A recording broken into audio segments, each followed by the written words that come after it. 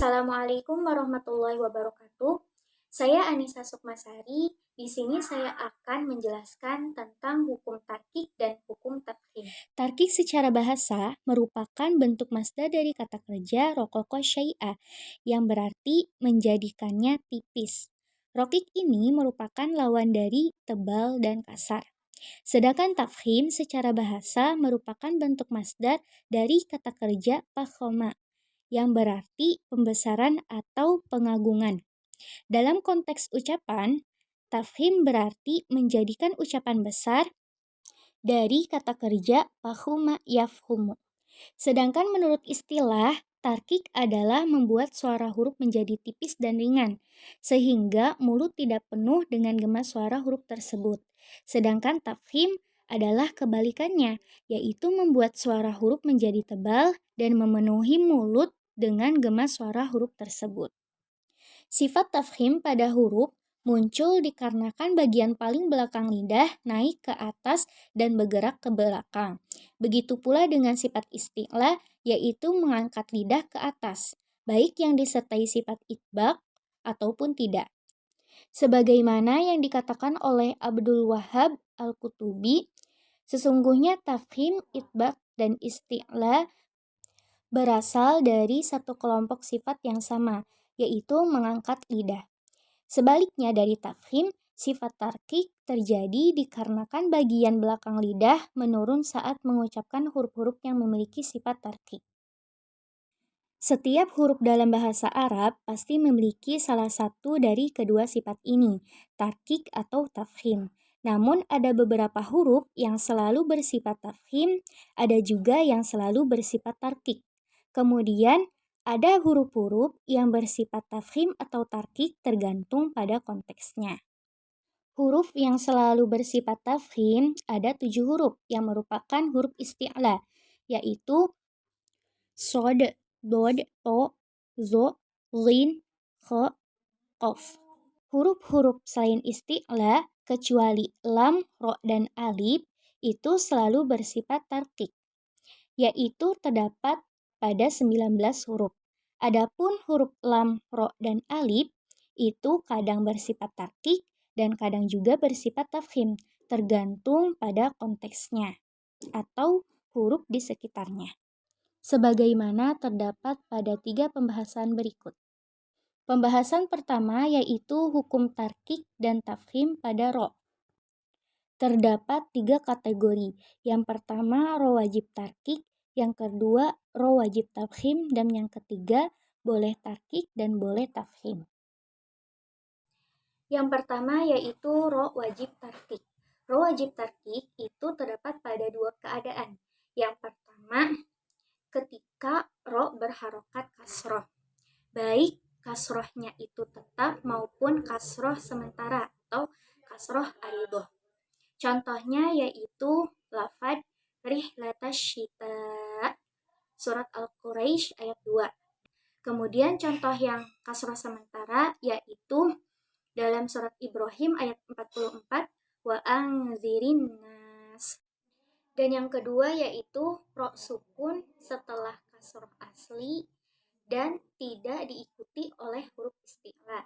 Contohnya yaitu fi miryatin dalam surat As-Sajdah ayat 23 dan ka'annahum jarodum muntashir dalam surat Al-Qamar ayat 7. Begitu juga menjadi tarkik jika ro disukunkan pada waqaf yang sebelumnya berupa huruf yang berharokat sukun.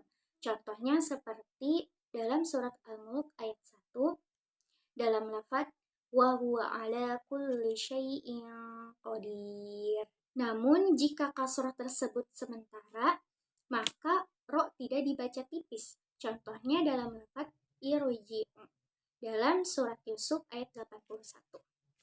Kemudian jika setelah ro sukun yang didahului kasroh terdapat huruf isti'la yang berharokat fathah dalam satu kalimat, maka ro dibaca tebal. Contohnya dalam lafaz firqatin, qirtosin, labil mirsod, wa irsodan, mirsodan. Kedua yaitu ro wajib tafhim. Ro wajib tafhim itu terdapat dalam dua kondisi. Yang pertama yaitu ro yang berharokat fathah atau domah. Contohnya yaitu fama rabbiha. Yang kedua, jika ro sukun dan sebelumnya terdapat harokat fathah atau domah, baik itu sukun asli maupun sukun karena wakof. Contohnya yaitu ilaihi marji'ukum. Dan contoh yang sukun diwakafkan yaitu wasyaqqal qamar. Jika terdapat ro sukun karena diwakafkan, kemudian sebelum ro sukun tersebut terdapat huruf sukun, dan sebelum huruf sukun itu terdapat fathah atau domah, maka ro dibaca tafkhim. Contohnya dalam lafaz wal asr. Jika huruf sukun sebelum ro merupakan alif atau wawu, maka ro dibaca tebal. Contohnya yaitu dalam lafaz uqbadar, wattur. Yang ketiga yaitu ro boleh dibaca tebal atau tipis. Terdapat 3 kondisi. Yang pertama yaitu ro ketika sukun asli didahului oleh kasroh dan setelahnya terdapat huruf isti'la yang berharokat kasroh. Contohnya dalam lafaz kullu firqin. Dalam hal ini, ulama berbeda pendapat. Yang pertama yaitu mereka yang membaca tebal mempertimbangkan huruf isti'la setelah ro. Dan mereka yang membaca tipis mempertimbangkan kasroh sebelum ro. Namun dalam hal ini membaca tipis lebih diutamakan.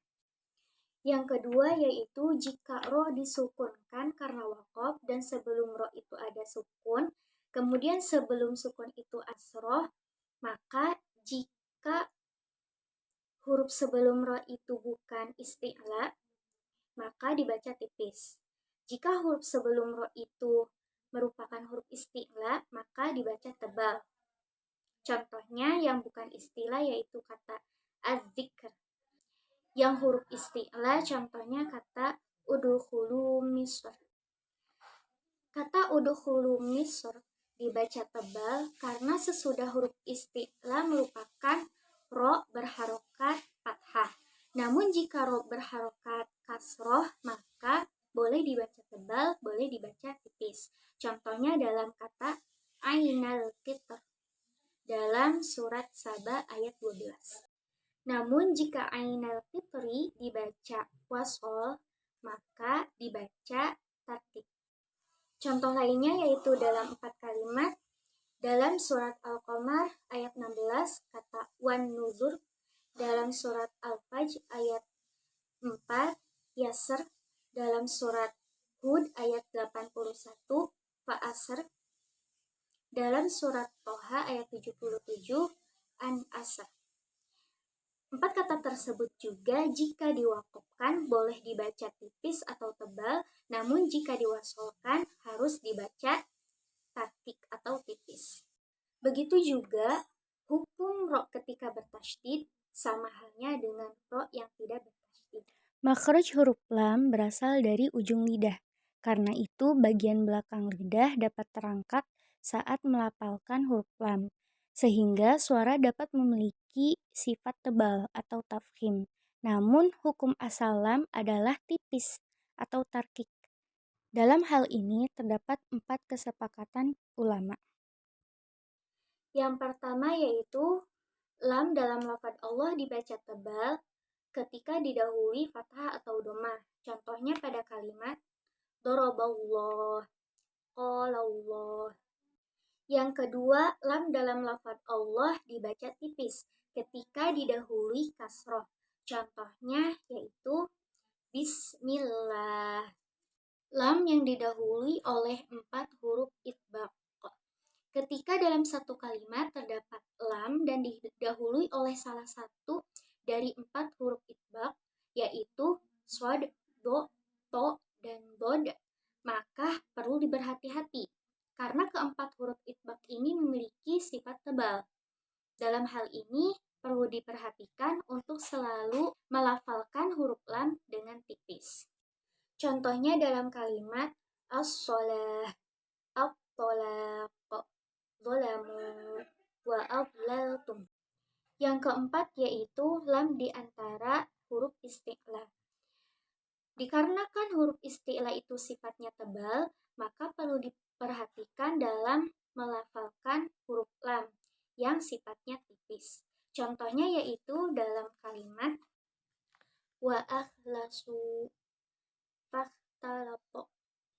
Dalam tebal tipisnya alif, alif mengikuti huruf sebelumnya, terbagi menjadi dua bagian. Yang pertama yaitu jika huruf sebelum alif bersifat tebal, maka alif juga dibaca tebal. Contohnya dalam kalimat as-sobirin, wal-zonin. Yang kedua yaitu jika huruf sebelum alif bersifat tipis, maka alif juga dibaca tipis. Contohnya dalam kalimat al-alamin, maliki. Kemudian hukum fathah juga sama dengan hukum alif. Hal ini perlu diperhatikan untuk tetap melafalkannya tipis meskipun huruf sesudah fathah tebal. Contohnya dalam kalimat wabar marodun. Kemudian harus diperhatikan jika fathah di antara kedua fathah tebal. Contohnya yaitu dalam kata sobaro. Fathah ba di antara kedua huruf bersifat tipis. Maka harus diperhatikan untuk melafalkannya menjadi tipis. Kemudian yang kedua yaitu perhatian terhadap alif yang berdekatan dengan huruf tebal. Contohnya yaitu dalam kata wabatilun. Maka harus memberi hak dalam masing-masing pengucapannya. Contoh lain yaitu dalam surat An-Naba ayat ke-21 sampai 24, yaitu pada kalimat mirsoda, ahqoba, syaroba, yaitu ketika waqaf. Ketiga kalimat ini ketika waqaf, alif pertama dibaca tebal karena didahului huruf isti'la, sedangkan alif kedua dibaca tipis karena didahului huruf tipis. Yang ketiga yaitu peringatan dalam melafalkan alif. Ketika melafalkan alif, jangan terlalu berlebihan dalam menebalkan alif yang tebal sehingga mendekati bunyi wawu. Jangan pula berlebihan menipiskan alif yang tipis sehingga mendekati bunyi ya, karena itu akan menyerupai alif dengan sifat imalah. Sekian dari saya, kurang lebihnya mohon maaf. Wassalamualaikum warahmatullahi wabarakatuh.